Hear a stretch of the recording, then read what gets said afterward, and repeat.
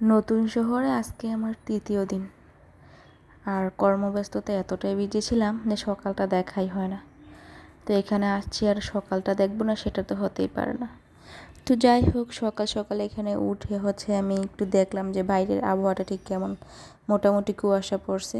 তো যাই হোক, এখন সকাল প্রায় 6:30 বাজে।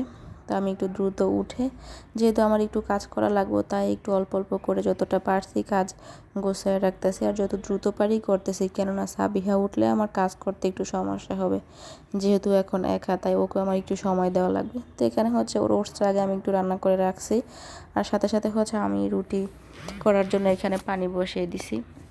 তো এখানে রুটি বানানোর পর আমি কিছু রুটি রেখে দিব, ফ্রোজেন করে রেখে দিব, কেননা আমার খেতে হবে প্রতিদিন। আর আমি তো প্রতিদিন উঠে তাড়াতাড়ি রুটি বানাতে পারবো না, কেননা সাবিয়া কখন ঘুম থেকে উঠে সেটা ঠিক নেই।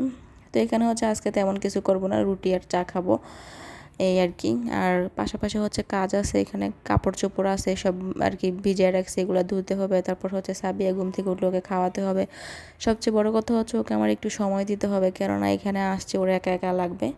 তো এখানে টুকটাক সব কাজগুলো আমি একটু করে নিচ্ছি, পাশাপাশি নিজের রান্নাটাও দেখতেছি, ঘর গোছাচ্ছি। আর ঘর পুরো এলোমেলো হয়ে আছে, সব কিছু তো আমাকেই করতে হবে, কেননা এখন আমি একা। আর অবশ্যই এখানে এসে আমার ভালোই লাগতেছে, কেননা আমি যখন এখানে আসবো তার আগে ভাবতেছিলাম যে এখানে আবহাওয়া কীরকম বা মানুষগুলা কীরকম, কেননা নতুন একটা শহর। সত্যি কথা বলতে আমি কখনো এখানে আসি নাই, আর জীবনেও কল্পনা করি নাই যে এখানে আসবো, নিজের এলাকা ছেড়ে, নিজের দেশ গ্রামটা ছেড়ে, এই আর কি। আসলে এক জায়গা থেকে আরেক জায়গায় আসলে খুব খারাপ লাগে, আর সবাইকে আর কি অপরিচিত লাগে। কার কার এমনটা লাগে অবশ্যই বলবেন। তো এখানে রান্নাবান্না শেষ করে প্রথম সকাল কিন্তু একটু কিছু থালা বাসন জমে যায়, তো এগুলো ধুয়ে পরে আমি কাজ করব, কেননা থালা বাসন থাকলে আমার কাজ করতে ভালো লাগে না। আমার যে কোনো কাজ পড়ে থাকলে আমার খুব খারাপ লাগে। আমি যখন যেটা পারি তাড়াতাড়ি একটু করে ফেলি। আমার মনে হয় যে যে কাজটা আমি খুব আগে সেরে ফেলতে পারবো সেটা আমার জন্যই ভালো। সাবিয়া থাকলে আমার কাজ করতে একটু সমস্যা হবে। তো এখানে খাওয়া দাওয়া শেষ করে নিয়েছি আমি।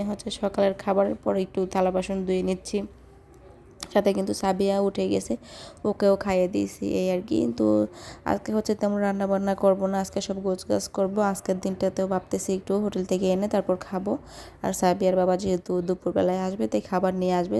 আর আসলে গড় গোছগাছ করতে হলে আমি রান্না বান্না করতে পারি না, সব দিক একা সামলানো আমার পক্ষে তেমন বেশি একটা সম্ভব হয় না, কেননা আমি নতুন কী বলে কাজ শুরু করতেছি, এই আর কি।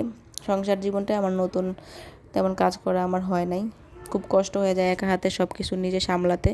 হ্যাঁ, আস্তে আস্তে অভ্যাস হয়ে যাবে, যেহেতু আমি মেয়ে, অবশ্যই আমি সব কাজ আস্তে আস্তে গোছগাছ করে নিতে পারবো ইনশাল্লাহ। একদিন না একদিন সব কিছুই হবে। আর মানুষ তো সবসময় একরকম থাকেই না, অবশ্যই সময় পাল্টায়, দিন পাল্টায়, আর চেষ্টা করতে করতে সব কিছু হয়ে যায়, এই আর কি। তো এখানে ঘুম থেকে উঠে সাবিয়া খেলাধুলা করতেছে, আমি ঘরটা একটু গুছগাছ করে নিয়েছি, সব কিছু ধুয়ে নিতেছি। মানে আমার কথা হলো যে একটা সাইডে একটু গুছগাছ করি, আস্তে আস্তে সব কিছু করবো, যেভাবে পারি যতটা পারি গুছগাছ করে নিই, এই আর কি।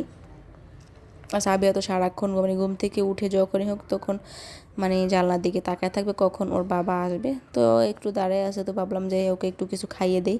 কালকে আর কি ওর বাবা ওর জন্য এই রসমালাইটা আনছিল, তো ভাবলাম ওকে একটু খাইয়ে দেই, আর পাশাপাশি একটু কাজ করি। আর ও খেলাধুলা করুক, আর আমি কাজ করি।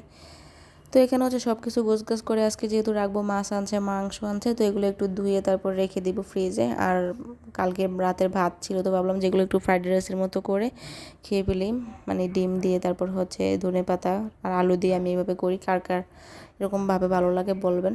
তো যাই হোক, সন্ধ্যার দিকে মেয়ে তো তাকায় আছে কখন তার বাবা আসবে, জানলার দিকে সারাক্ষণ ও জানলায় তাকায় থাকে ওর বাবা কখন আসবে, এই তো। তো যাই হোক, সবাই ভালো থাকবেন, আর আমাদের জন্য দোয়া করবেন, আল্লাহ যেন আমাদেরকে ভালো রাখে, সুস্থ রাখে। সবাইকে ধন্যবাদ, আল্লাহ হাফেজ।